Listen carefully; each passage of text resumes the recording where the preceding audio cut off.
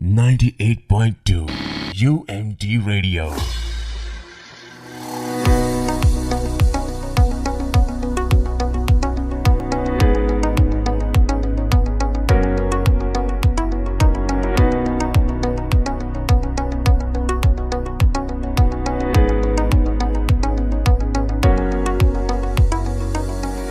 Assalamualaikum ladies and gentlemen, मेरा नाम है Mohammad Arham Naeem and you're listening to UMT FM 98.2.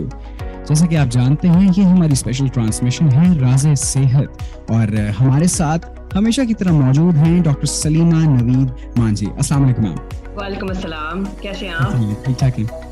अच्छा मैम, एज यू नो कि आजकल डेंगू फीवर बहुत ज़्यादा कॉमन हो चुका है और देखने को मिल रहा है हमें लोगों में. तो कुछ लिसनर्स के लिए मैम एलैबोरेट आप करेंगी डेंगू फीवर है क्या बेसिकली और क्या सिम्टम्स हैं, किस तरह लोग इससे इफेक्ट होते हैं? आज का टॉपिक तो मेरे ख्याल से हॉट टॉपिक की तरह है जो हम आज डिस्कस करने जा रहे हैं. रीजन बीइंग कि आप सबको पता है कि फ्लड्स जो है वो बहुत ज्यादा हमारे पूरे एक पाकिस्तान को हिट कर चुके हैं.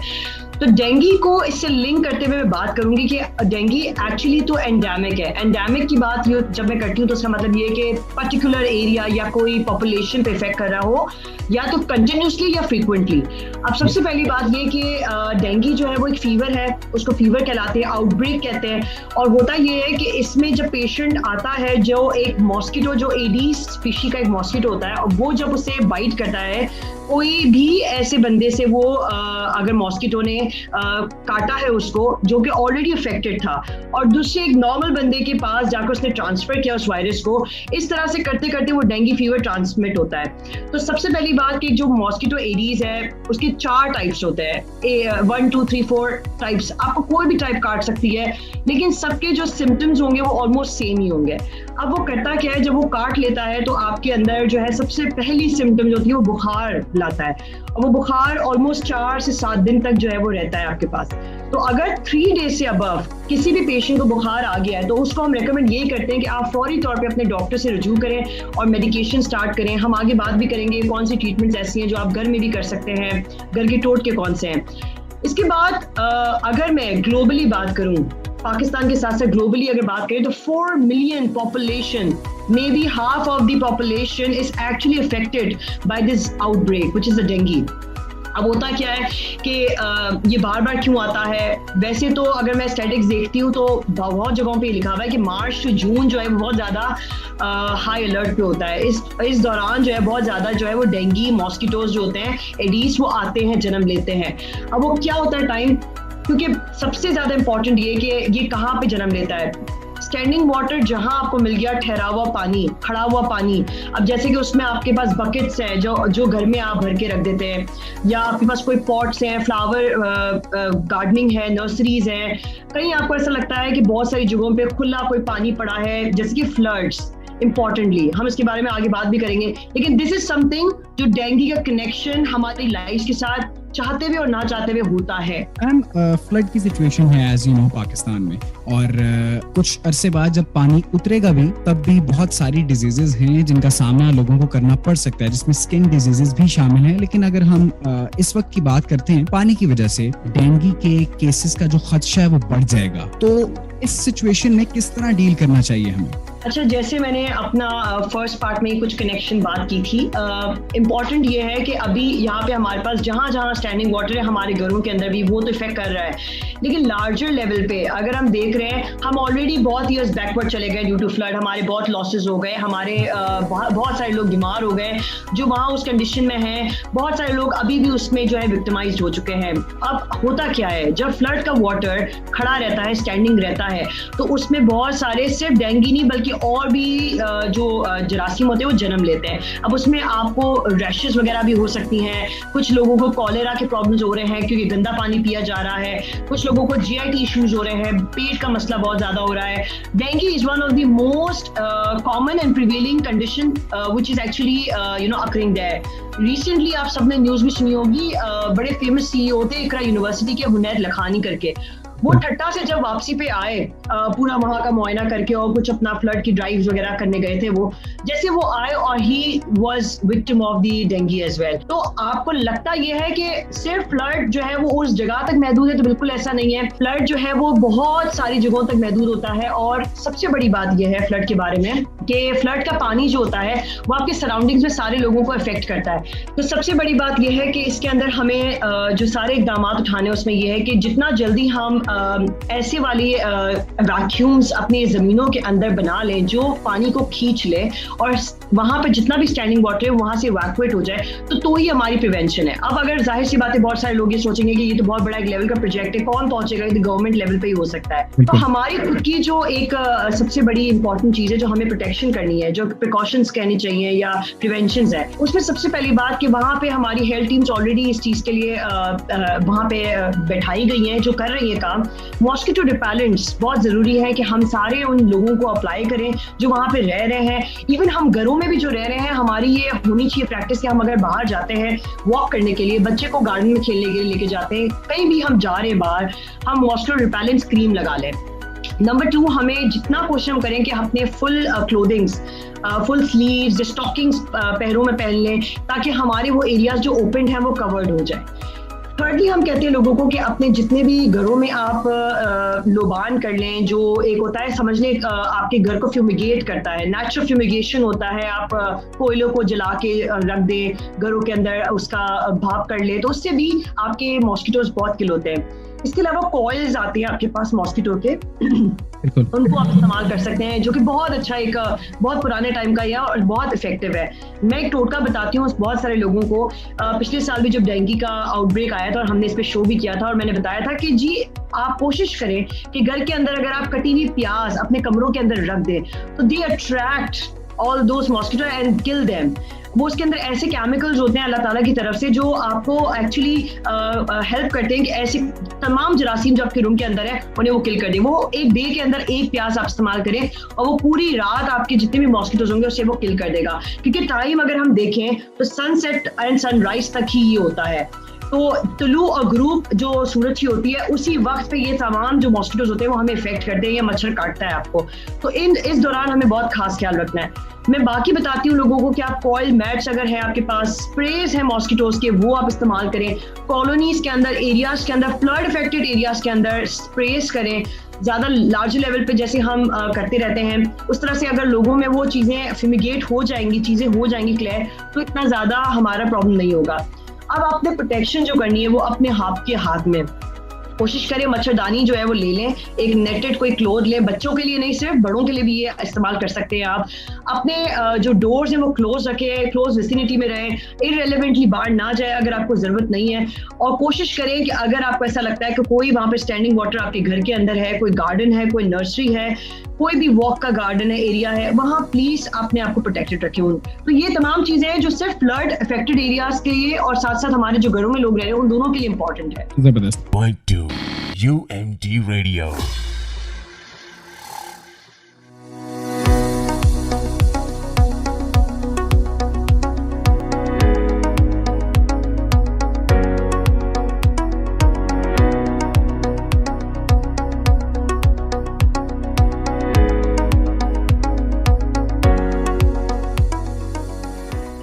मैम, स्प्रे की आपने बात की, it is another effective way of like you can say you can avoid dengue. लेकिन हम क्या देखते हैं, अमूमन लोग जब स्प्रे करने के लिए हुकूमत पाकिस्तान की तरफ से वर्कर्स आते हैं तो लोग उनको घर में नहीं जाने देते और स्प्रेज नहीं करने देते। ये एक कॉमन इशू है which I have like observed my self. तो ऐसे लोगों को आप क्या कहना चाहेंगी, कुछ अवेयरनेस उन लोगों के लिए? अच्छा, सबसे इम्पोर्टेंट चीज़ है कि यहाँ पे हम दोनों की रिस्पॉन्सिबिलिटी आ जाती है कि सिर्फ उन लोगों की नहीं है जो ऑफकोर्स अफेक्टेड हैं, लेकिन उन लोगों की भी है रिस्पॉन्सिबिलिटी जो ऑफकोर्स एक हमारे पास गवर्नमेंट की तरफ से रिप्रेजेंटेटिव्स आते हैं, अपनी ऑथराइज चीज़ें दिखाएं, क्योंकि जाहिर है हर कोई डरता है अपने घरों में बुलाने के लिए लोगों को। लेकिन एट द अदर हैंड मैं ये कहती हूँ कि ये इंपॉर्टेंट है कि आप अगर बहुत ज़्यादा रिस्पॉन्सिबल सिटीजन की तरह और रिस्पॉन्सिबल एक वर्कर की तरह आ रहे हैं तो दोनों के वेज में आप लोगों की रिस्पॉन्सिबिलिटीज इक्वल होनी चाहिए। तो एक और चीज ये जो साथ साथ मैं कहूंगी कि बहुत सारे लोग इस चीज को गलत भी ले रहे होते हैं। अगर आप नहीं समझते प्रोटेक्टेड अपने आप को कि आपके घरों में कोई आता है और आपको जो है वहां प्रोटेक्शन नहीं मिलती है, तो आप अपने घरों में खुद स्प्रेस करें। देखिए, ये भी हो सकता है सोसाइटीज के अंदर जब ओपन स्पेस होते हैं तो घरों में दरवाजे खोल दिए जाएं, खिड़कियां खोल दी जाएं, बेशक अंदर ना आए कोई वर्कर आपके घर में, लेकिन एटलीस्ट उसका धुआं भी अंदर जाएगा तो भी आपको बहुत ज्यादा फ्रूटफुल फील होगा और ऑफ कोर्स वो आप प्रोटेक्टेड रहेंगे। लेकिन अगर आपको ये लगता है कि आप ये नहीं कर सकते हैं तो फिर आप अपने पर्सनल लेवल पे बिल्कुल बेशक कर सकते हैं। अच्छा, मैं एक चीज साथ साथ बताना भूल गई कि कुछ और भी एरियाज हैं जो फ्लड के अलावा भी है जो इफेक्टेड हैं। जैसे हमने बात की थी गार्डन्स की, जो अंडर कंस्ट्रक्शन एरियाज होते हैं जहाँ पे मड्स पड़ी होती है, पानी पड़े हुए होते हैं, वहां पे भी बहुत ज्यादा फैलता है। दूसरी चीज गार्बेज की जहाँ पे कलेक्शन बहुत ज्यादा हो वहां पे भी हमने देखा है कि रिपोर्ट किए हैं डेंगू के बहुत सारे केसेस। अगर पाकिस्तान के अंदर मैं स्टैटिस्टिक्स की बात करूं तो 1807 केसेस अब तक रिपोर्ट हुए हैं और उसमें से ये मैं अगस्त 20 की आपको अपडेट दे रही हूँ, उसमें से 875 केसेस जो है कंफर्म्ड है डेंगू के। अब तक डेथ कोई अब तक रिपोर्ट नहीं हुई थी, लेकिन सितंबर में हमारे पास अब एक डेथ रिपोर्ट हो गई है जो मैंने बताया मिस्टर हुनैद लखानी की। अदरवाइज अगस्त 20 तक हमारे पास कोई डेथ भी रिपोर्ट नहीं हुई थी। तो अब ये समझ लें कि डेंगू को हम समझ रहे होते हैं कि बहुत हल्का है, बहुत ईजी है, लेकिन ऐसे ऐसे वो अपना काम जब करना शुरू करता है तो बहुत डेंजरस बन जाता है। तो इन एरियाज से आप सबको खुद प्रोटेक्शन करनी है, आप सबकी खुद की रिस्पांसिबिलिटी होनी चाहिए। So I still remember back in the days जब डेंगू like डायग्नोज किया गया था कि डेंगू फीवर नाम की एक बीमारी आ चुकी है, उस वक्त लोग अवेयर नहीं थे और आई स्टिल रिमेम्बर कि उन दौरान लोगों को वॉमिट भी होती थी ब्लड के साथ, जो ज्यादा इंटेंसिव केसेस थे। उस दौरान लोगों को इन्फॉर्मेशन नहीं थी और आज इन्फॉर्मेशन है, तो आपका, हमारा, लोगों का, सबका हमारा फर्ज बनता है कि हम इस चीज के ऊपर एक्शन लें। अच्छा मैम, फ्लड के बाद ये डेंगू से भी रिलेटेड है, कुछ दूसरी बीमारियों से रिलेटेड भी है, पानी उतरेगा आगे चल के, उसके बाद नंबर ऑफ वायरसेस हैं जिनका सामना हमें बाद में करना पड़ सकता है पानी उतरने के बाद, तो उन चीजों से डील किस तरह से किया जा सकता है? सबसे पहली बात तो ये है कि देखिए अभी माशाल्लाह हमारी रेड क्रेसेंट, रेड क्रॉस की टीम्स, WHO, इवन UN, सब लोग इसमें अब माशाल्लाह इन्वॉल्व हो चुके हैं। आप CDC की गाइडलाइंस देखें, अब माशाल्लाह ग्लोबली हमारी हेल्प भी हो रही है और ग्लोबली इस पे इकदाम उठाए जा रहे हैं। लेकिन यस, इसका इम्पैक्ट मैं डेज, मंथ्स, years में नहीं कह सकती, it will take centuries, ठीक है? हम बहुत पीछे चले गए हैं, हम ऑलरेडी कोविड को डील कर रहे थे, we were very backward, और अब हम और मजीद पीछे चले गए हैं। हमें टाइम लगेगा हील होने में, लेकिन ऑफ कोर्स साइमल्टेनियसली अगर कोई ऐसी हेल्थ डिजीज है तो हमें अपने साथ प्रोटेक्टेड रखना है। बहुत सारे लोगों ने मुझे रिपोर्ट किया कि जी प्रेग्नेंट वुमेन्स वहाँ पे बच्चे हो रहे हैं उनको अगर डेंगू हो रहा है तो हम क्या करें। सबसे पहली रिकमेंडेशन ये है कि डेंगू डेफिनेटली ट्रांसमिट होता है, मैंने बात की, कोई इफेक्टेड बंदे से नॉर्मल में ट्रांसफर हो सकता है, प्रेग्नेंट वुमेन से वो अपने फीटस में ट्रांसफर कर सकती है, इसके 100% 100% रिपोर्ट्स हैं। इसके साथ साथ अगर ब्रेस्ट फीडिंग मदर है, दूध पिलाने वाली मदर को भी अगर होता है डेंगू तो उसके भी बच्चे में ट्रांसफर हो सकता है। लेकिन सबसे अच्छी बात यह है कि कुव्वत मुदाफियत दूध से ही बनती है बच्चे की, तो दूध पिलाना बंद नहीं करना बच्चे को। और अगर प्रेग्नेंट वुमेन को होता है तो उसको उसी तरह से अपनी प्रोटेक्शंस, प्रिवेंशंस, मेडिकेशंस करनी है जैसे बाकी और तरीकों से हम करवाते हैं लोगों को। तो बात ये होती है कि आपने ये जरूरी नहीं है कि बहुत वर्स्ट केसेस हो जाएंगे। अगर आपने ट्रीटमेंट टाइमली नहीं की तो ऑफ कोर्स होंगे। 3 दिन के बाद अगर बुखार आपको बढ़ जाता है तो आपने रिपोर्ट करना है।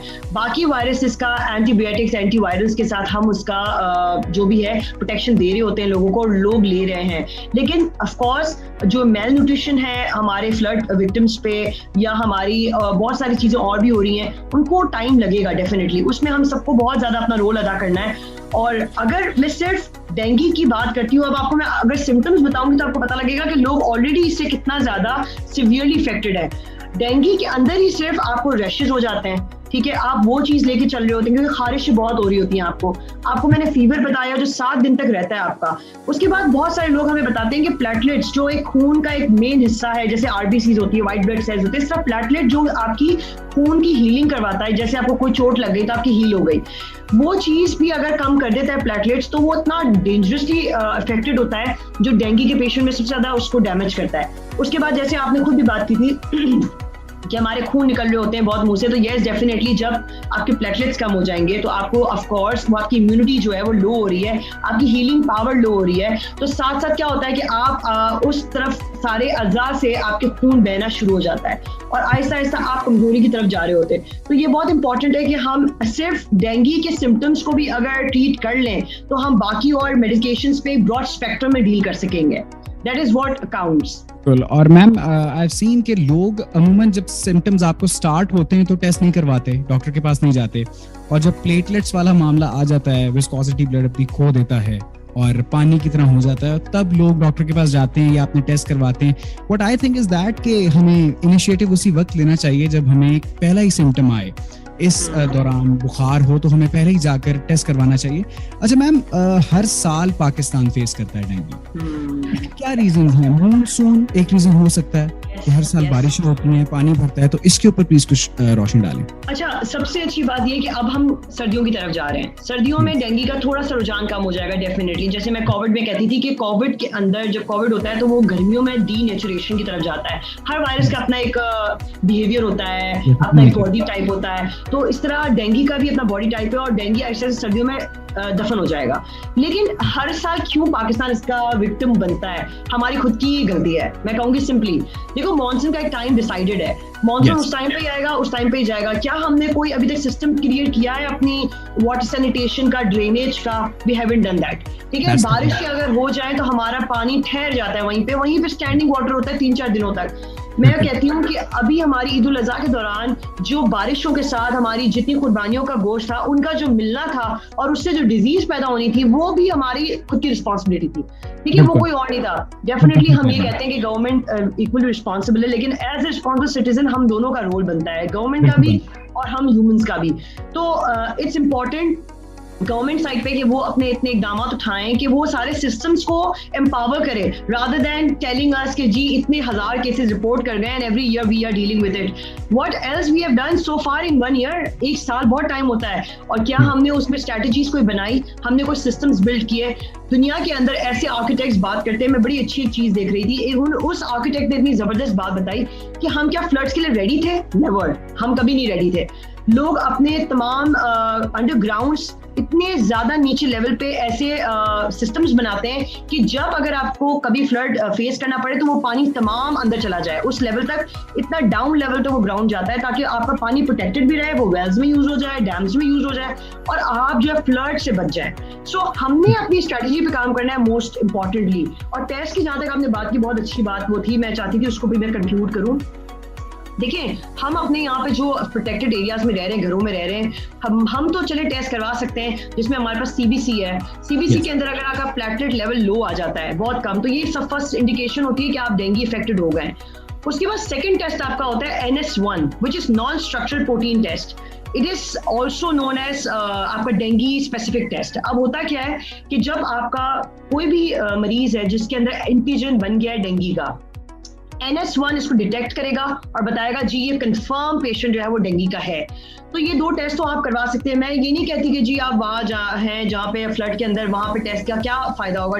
टेस्ट तो हो ही नहीं सकते, डेफिनेटली नहीं हो सकते। लेकिन आपको ये पता लग जाता है कि 3 दिन से ज्यादा आपको हो गया है, रैशेज हो गए हैं, आपको ब्लीडिंग हो रही है, आपके प्लेटलेट्स कम हो गए। बेशक टेस्ट करवा के आपके हीमोग्लोबिन टेस्ट से पता लग जाता है, आपके हीमोग्लोबिन लेवल भी लोज हो जाते हैं।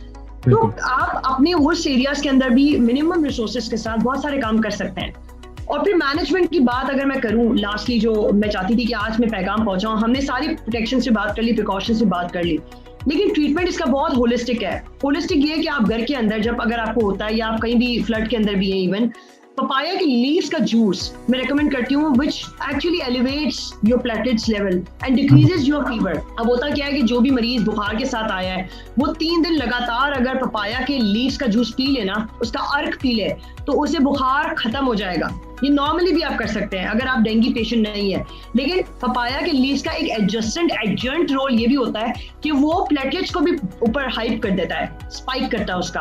तो उससे फायदा ये होता है कि आपका प्लेटलेट्स स्टेबल होता है, आपकी हीलिंग बहुत जल्दी होती है, आपके जितने भी ब्लीडिंग, हर ऑर्गन से ब्लीडिंग, कानों से, नाक से जो निकल रही होती है डेंगू के अंदर, वो भी खत्म हो जाती है। उसके बाद मैं पेशेंट्स को बहुत कहती हूँ कि आप रिपेलेंट्स वगैरह जो लगा रहे हैं वो लगाएं, उसको जारी रखें, वो इंपॉर्टेंट है। लेकिन कुव्वत मुदाफियत बहुत जरूरी है। आप कुव्वत मुदाफियत के लिए अच्छी ग़िज़ा बहुत जरूरी है। इंपॉर्टेंटली मैं कहती हूँ कि विटामिन सी आपको कीवीज के अंदर मिलता है, ग्रेप फ्रूट के अंदर मिलता है, ऑरेंजेस के अंदर मिलता है, लेमन्स के अंदर मिलता है। विटामिन सी आप लें, इसका रोल ये है कि वो एब्जॉर्ब करता है आयरन को, और जब वो आयरन को एब्जॉर्ब कर लेता है तो उससे फायदा ये होता है कि आपके सारे जो ब्लड है, जितने भी कॉम्पोनेंट्स, उसको वो बिल्कुल मेंटेन कर देता है, कंट्रोल कर लेता है। तो ये इंपॉर्टेंट है कि विटामिन सी लें, कैल्शियम्स लें, जितना आप कोशिश कर सकते हैं वेजिटेबल्स लें, जितने भी आप सैलड्स ले सकते हैं लें।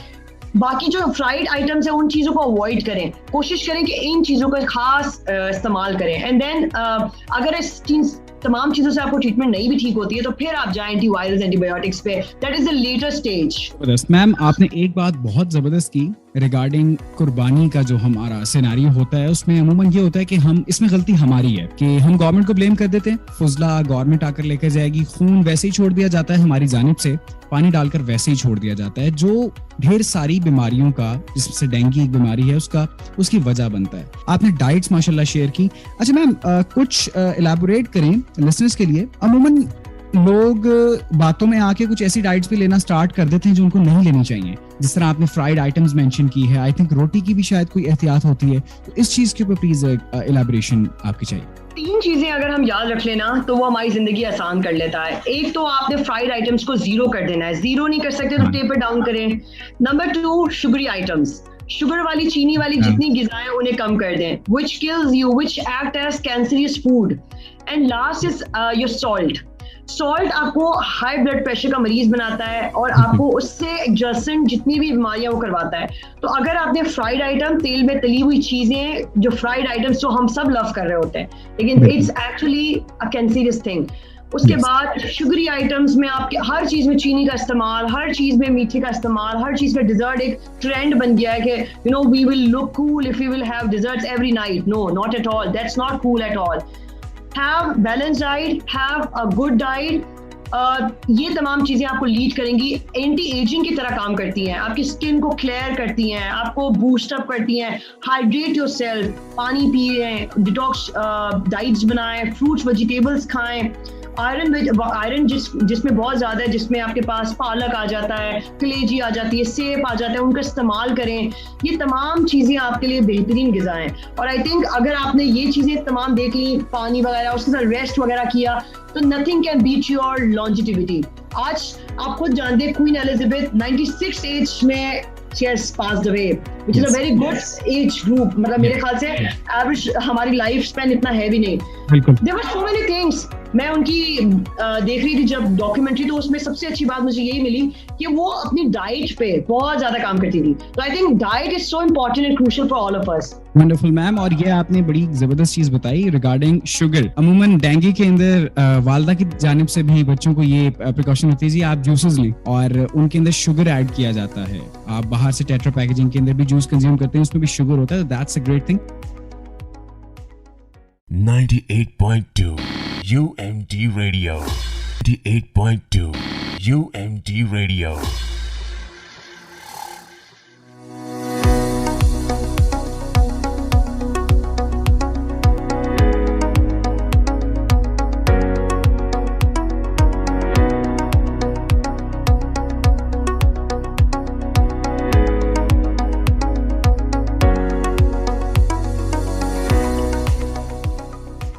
अच्छा मैम, हम देखते हैं कि डेंगू हर साल आता है और एजुकेशन की ज़रूरत है। हमारे बहुत से इलिटरेट इलाके ऐसे हैं जिनके पास प्रॉपर एजुकेशन नहीं है रिगार्डिंग डेंगू। तो क्या मेजर्स हमें इस सिलसिले में लेने चाहिए, लाइक एजुकेशनली सेमिनार्स करवाने चाहिए? What do you think? सबसे अच्छी बात तो ये है कि आपका एक मीडियम जो आपने एक आज शुरू किया है, which is also a very social media. Number 1, social media की जितनी पावर है आज के टाइम पे, आई थिंक वो किसी की भी नहीं है। सोशल मीडिया के थ्रू मुहिम चल रही है, कैंपेन्स चल रही हैं। मैंने पंजाब में तो बहुत देखा है कि अब लोगों ने कैंपेन्स शुरू कर दिए हैं, डोर टू डोर कैंपेन्स हो रही हैं।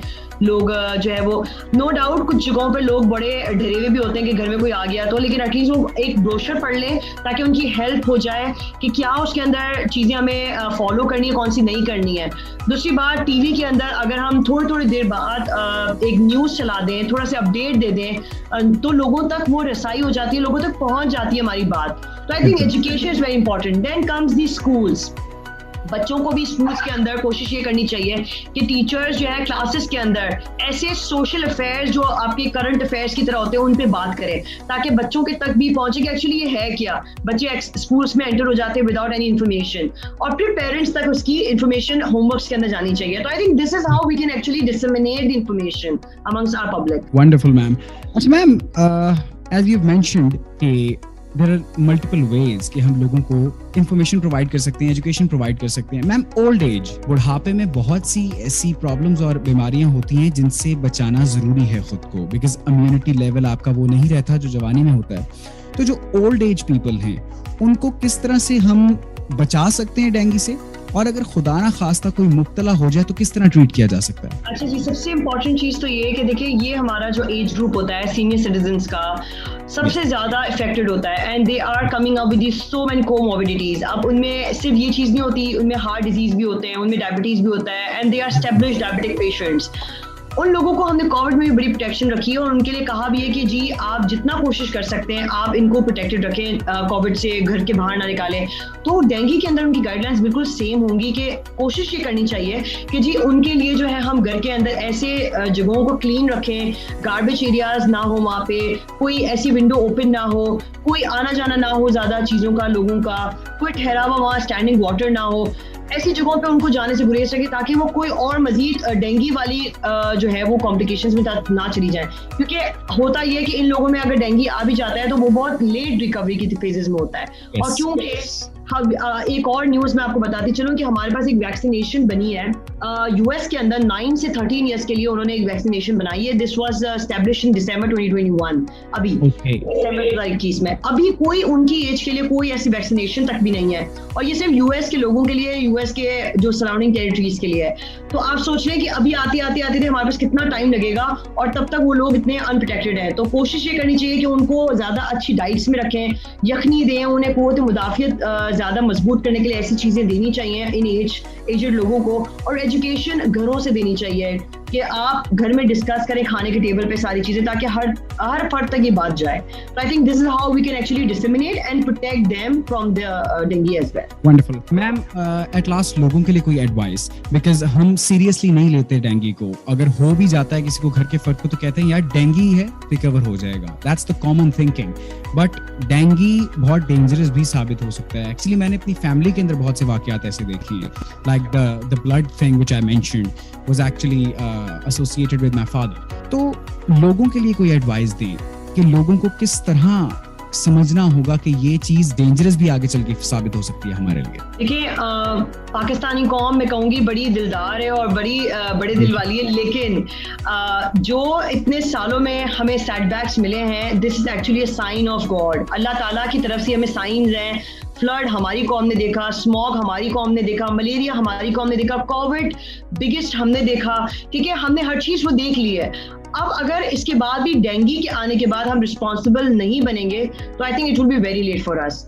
अपनी प्रोटेक्शन अपने हाथ में है, और आज अगर आप ये सोचते हैं कि हम बच गए, चीजें चले गई, हम बच गए, नहीं, नेवर एवर। बहुत सारे लोग हैं जो बाद में उस चीज को बिल्कुल माइंड कर लेते हैं कि जी ठीक है हम तो बच गए, अब तो क्या डर है, लेकिन उन्हीं को फिर बाद में ज्यादा होता है, और ये चीजें सारी हिडन होती हैं, बाद में आके आपको इफेक्ट करती हैं। तो बेहतर ये कि आप एज ए रिस्पॉन्सिबल सिटीजन इन चीजों पर फोकस करें, और आसपास अगर आपको कोई इन्फॉर्मेशन मिलती है तो कोशिश करें अपने प्यारों से भी उससे डिस्कस करें, अपने तक ये महदूद ना रखें, ताकि शायद आपकी बात से वो आगे और लोगों को पता लग जाए। तो this is how we can act. Thank you so much ma'am for your precious time. Ladies and gentleman, doctor Salima Naveed Manjhi हमारे साथ मौजूद थी और उन्होंने अपनी नॉलेज आपके साथ शेयर की रिगार्डिंग डेंगू फीवर। एक वैसे तो हम लोग समझते हैं कि एक नॉर्मल सी डिजीज है, लेकिन ये बहुत डेंजरस साबित हो सकती है। तो इन प्रिकॉशंस पर अमल करें, अच्छा खाए पिए, अपनी इम्यूनिटी लेवल को बेहतरीन रखें और पूरे कपड़ों का इस्तेमाल करें, स्लीव्स पूरी पहने और मॉस्पेल्स और कॉइल्स का इस्तेमाल करें, और हमारे साथ बने रहिए। Thank you so much ma'am, और सुनते रहिए UMT campus radio 98.2। This is Arham Naeem signing off. Allah निगहबान।